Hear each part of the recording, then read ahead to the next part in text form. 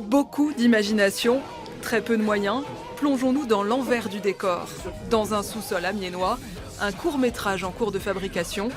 Manon et Jonathan tournent depuis plusieurs mois leur premier film d'animation. C'est bon, tu valides le chef? Voilà, c'était bon pour lui trouver un appui pour les aimants. C'est bon? Ouais, on va tester comme ça. Calice, c'est l'histoire d'un retour au pays des merveilles qui aurait pris un petit coup de vieux. J'ai fait mes recherches universitaires sur les mutations cinématographiques d'Alice au pays des merveilles. Et puis à force de faire des recherches sur ça, je me suis dit, j'ai envie de faire ma propre adaptation. Donc j'ai commencé à avoir des petites images, des envies d'éléments. Puis il y a une histoire qui est venue au fur et à mesure.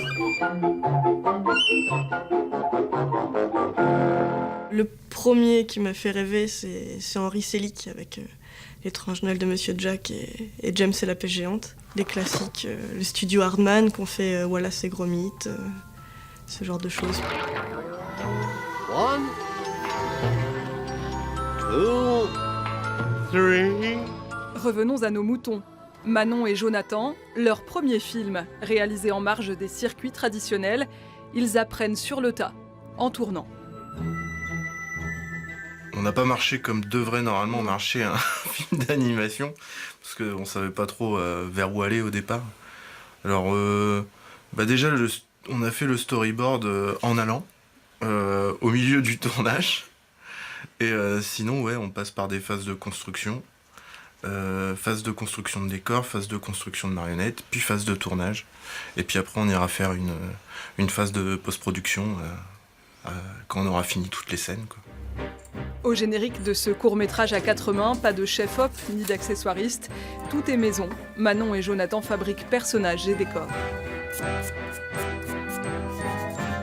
Comme on tourne tout en miniature, dans des lieux qui n'existent pas, on doit vraiment tout construire de A à Z nous-mêmes.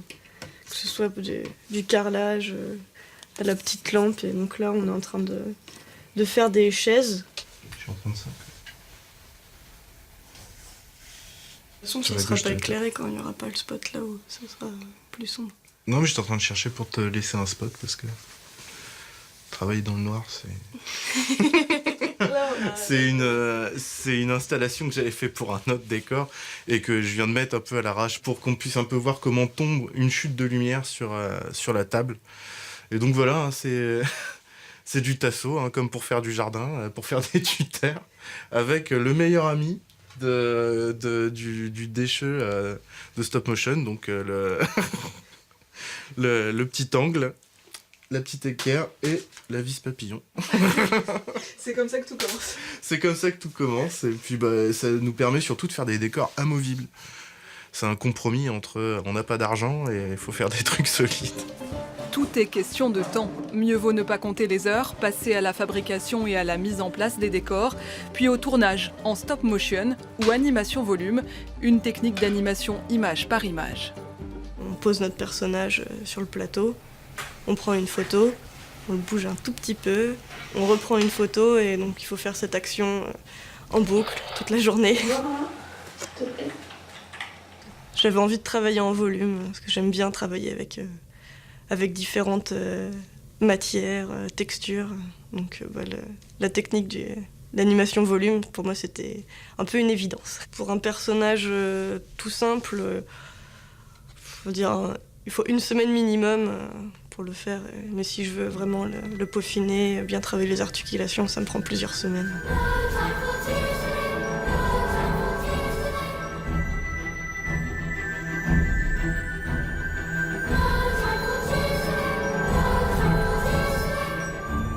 Le but, c'est quand même de le faire tourner dans le plus de festivals possible. On espère pouvoir acquérir assez de qualité sur le film pour le faire tourner dans des festivals de renommée. À partir de ça, montrer qu'avec 16 000 € maximum, je pense, et 2 ans de notre vie à deux, avec une petite équipe quand même autour de nous, on a réussi à faire un film de 17-18 minutes, qui j'espère sera de qualité.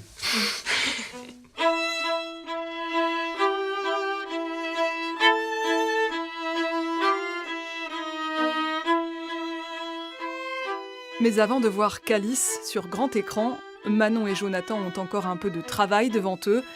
Fin de tournage prévue au printemps prochain.